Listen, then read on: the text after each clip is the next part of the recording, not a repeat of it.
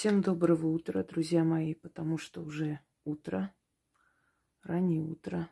И я пока еще продолжаю работать. У меня уже голос сел, поскольку я отвечаю очень много. Ну и дел накопилось немало. Но перед тем, как отдохнуть пару часов, я решила вам подарить один очень сильный, очень эффективный ритуал. Точнее, женщинам. От женских болезней. Я дарила вам огромное количество этих работ. Заговоры для здоровья, шепотки для красоты и прочее. Их очень много, и вы можете еще искать, найти на моем канале. У меня за эти годы более 4000 работ, подаренных вам. Но в любом случае работ много не бывает, и действенных ритуалов в том числе не бывает много,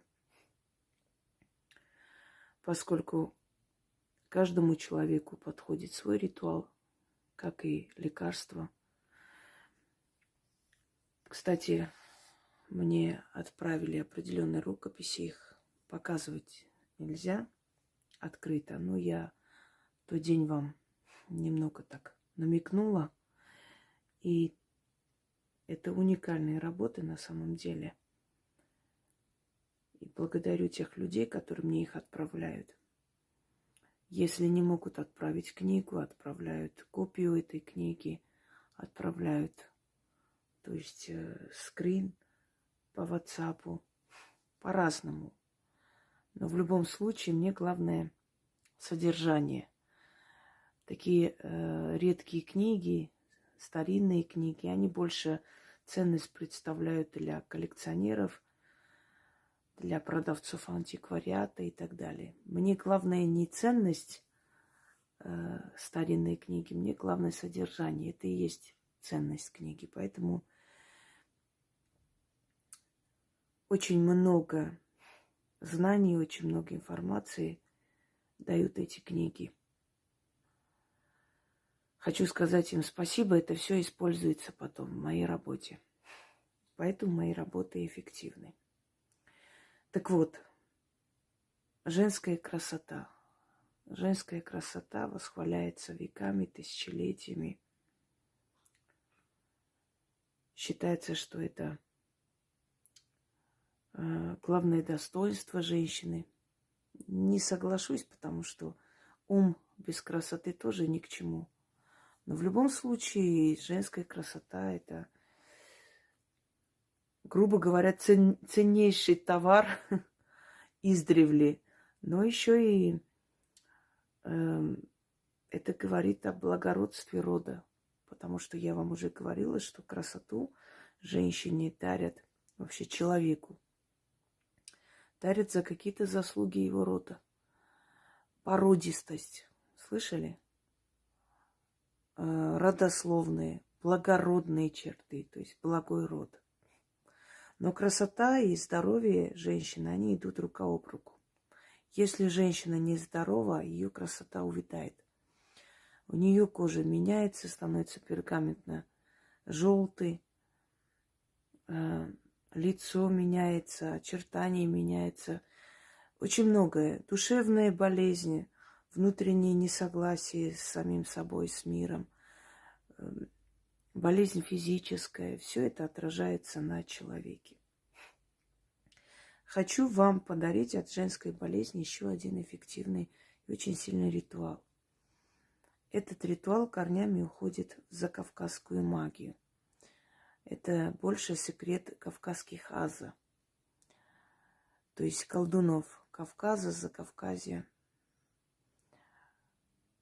И когда ничего не помогало, когда уже все этапы были пройдены, то проводили определенный ритуал. Вариантов этого ритуала, подобного ритуала, очень различные, но очень мало людей сейчас знают этот ритуал. Может быть, редкие люди. потому как актуальность этого ритуала, она как бы потерялась вместе с носителями этой информации. Поскольку я восстанавливаю по крупицам более древние знания, естественно, я не могла не восстановить на свой лад этот ритуал. Первую часть, скажем так, то, что делали колдуны Кавказа и Закавказья, это как бы более-менее еще известно, особенно тем семьям, где практиковали магию. Но вот что там при этом говорили, это я восстановила по крупицам, по памяти. И восстановила это, когда этот ритуал проводила несколько раз. Я, по крайней мере, 3 раза в своей памяти помню. Моя бабушка. А обучалась она всему этому от моей прабабушки. И я помню, как таким образом вылечили мою маму, когда у нее было жуткое кровотечение. И я просто, будучи маленьким ребенком, помню ее рыдание, плач. Видимо, ей было больно, делали какие-то уколы, не помогало по-женски. Что-то у нее был какой-то воспалительный процесс. И я помню, моя бабушка и бабушка моей мамы, она еще была не такая старая женщина, скажем так. Я была молода, они были там, им было где-то так под 50-60 лет. И они по-грузински между собой разговаривали, чтобы я не поняла. Я, конечно, тогда не поняла ничего, но потом, поскольку я обладаю феноменальной памятью, восстановив эти слова, то, что они говорили, я поняла, что они имели в виду, указывая на мамину болезнь. То есть, я так поняла, какая-то неудачная беременность, после чего у нее начался воспалительный процесс, и это весьма опасно. Женщины от этого гибли, умирали. И мои бабушки, значит, сделали определенную вещь, после чего моя мама выздоровела. Я это запомнила по крупицам, так, по мелочам, эти все разговоры. Тогда моей прабабушки уже не было в живых. А потом этот же ритуал проделали еще с одной женщиной из того же селения, которая тоже молодая женщина, после родов у нее были какие-то осложнения. И я вот тогда, вот с того времени помню эти слова, некоторые слова. И вы знаете, что мой пытливый ум тут же все собирает. Ну и, кроме того, не забывайте, что ведьме дают подсказку из того мира потустороннего, и из мира мертвых в том числе. И я, конечно же, на этой почве, на этой основе создала этот ритуал. Воссоздала, можно сказать, но немного свое. Итак, нужно желательно купить, но если вы, естественно, не найдете в каких-то там магазинах, таких сельскохозяйственных или на рынке мясном, в магазине возьмите, если уж другого варианта нет. Хотя желательно, чтобы вы купили вот именно сельского производства. Нужно взять цыпленка. Полугодовалого, скажем так, цыпленка маленького, которому еще нет года. Могут этого цыпленка зарезать и дать вам в руки. То есть вы не обязательно, чтобы вы резали. Цыпленка нужно приготовить, очистить, вышипать и сварить со среды на четверг ночью. Вот 12 ночи начнется, то есть 00 ночи, и до 3 ночи. Нужно этого цыпленка сварить. И дать больному съесть. Но только этот человек должен есть. То есть, если вы себе делаете, вы должны есть только. Никому нельзя. Отдельно ешьте, чтобы дети не просили. Если дадите ребенку, то ритуал не получится вообще. Опасности нет никакой, но просто он не получится. Вы должны только с солью, без хлеба, съесть этого цыпленка. Одна. Можете, конечно, пить сок, воду, это не имеет значения. Но есть должны вы одна. Все косточки отложите в сторону. Кости не должны грызть. Вот даже вот этот хрящик мягкий вы не должны есть. Все кости, которые есть, они должны в целостности, значит, быть отложены в сторону. Кости откладывайте в сторону. Едите этого цыпленка. Черная материя или черный платок. Разницы никакой. Но новая черная материя, то есть, ну вот можете купить там несколько метров черной ткани и срезать оттуда там маленький кусочек. Эти все кости складывайте, неважно каким образом, в эту материю. Завязать нужно крест-накрест, то есть узелок. На следующий день идете на кладбище. На кладбищенском переулке, любой переулок, перекресток, извиняюсь, неправильно. На кладбищенском перекрестке кладете на землю, говорите 6 раз, поворачиваетесь и уходите. Но монеты не кидайте там, ничего не оставляйте. Просто кости. Значит, кладете эти кости посредине перекрестка, кладбищенского, любого перекрестка. Говорите эти слова 6 раз, произносите. Отворачивайтесь и не глядя, даже если вам покажут, что вас позвали или там какой-то шорох, не нужно оглядываться. Это делается днем. Идете, выходите, можете с тех ворот, можете с других ворот. Иногда бывает 2 ворота. То есть 2 ворота у кладбища. Можете с тех же ворот выйти, это не имеет значения.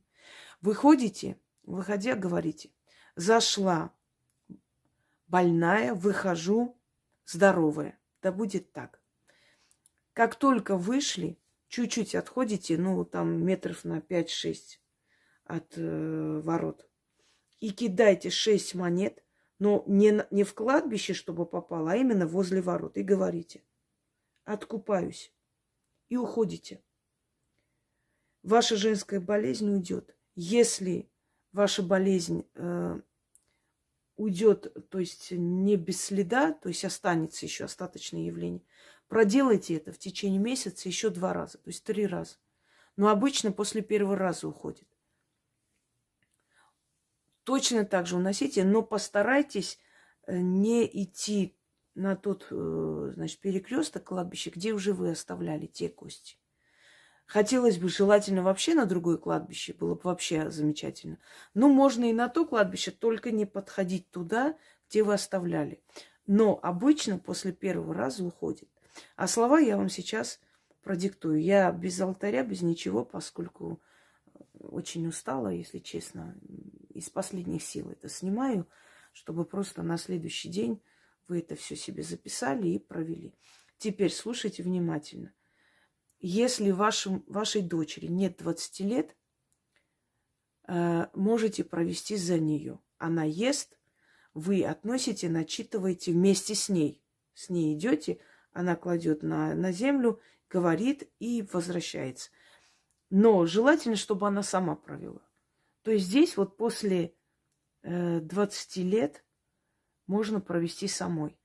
Но я не думаю, что к этому возрасту есть такие серьезные заболевания. Обычно это у взрослых женщин и у женщин, которые уже родили ребенка, потому что после этого начинаются обычно всякие женские проблемы у женщин. Это не просто выносить и родить ребенка. Поэтому это в основном касается зрелых женщин. Но если есть такая проблема, и ваша дочь не знает, как быть, вместе с ней проведите. То есть объясните ей все, пусть она варит, ест, потом эти кости складывает. Все действия должна делать она сама. Вы просто с ней идете. Итак, слова следующие. Кстати, еще раз скажу вам, что может снять этот ритуал. Этот ритуал может снять заболевания груди различного типа, может снять миому матки. Если долго лечитесь, никак не получается. Может. Хотя, еще раз говорю, лечение бросать нельзя никогда. Это может помочь, если у вас уже запущенная форма болезни. Лечение нельзя никогда бросать. Врачи не просто так пришли на эту землю. Они лечат нашу физиологию. Но заговорами, ритуалами мы можем иногда помочь медицине быстрее вылечить, быстрее спасти нас от определенных болезней. Итак, значит, 6 раз говорим, отворачиваемся, уходим. Выходя из ворот, говорим: зашла больная, выхожу здоровая. Да будет так. И уходите. Отходите, метров 5-6, так, чтобы эти монеты не попали в кладбище, то есть на кладбище не упали. Кидайте через левое плечо и говорите: откупаюсь. Сделайте таким образом, чтобы поменьше было народу. Если видите, что люди идут, пусть они проходят, и вы потихоньку так выходите с ворот, сделайте и идите. И не важно, даже если увидят, и чихать на них, пускай видят. Не их дело. Итак, слова следующие 6 раз читается.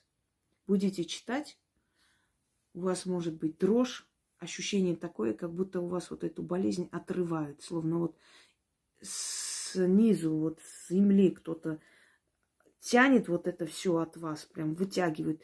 Очень может быть, что тот же день могут начаться то понос, то вырвет. Может быть, один день немножко нехорошо. Это хорошо, это все уходит. Потому что кладбищенская земля, дорогие друзья, она не только для того, чтобы портить.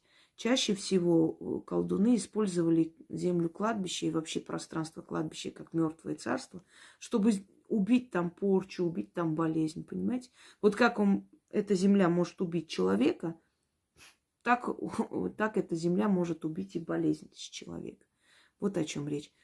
Она мертвая, и она убивает, на что ты поставишь цель. Курица жила, дышала, а ее уж нет. Ни в мире, ни во дворе. И уже нигде. Так и хворь моя женская ушла и сгинула.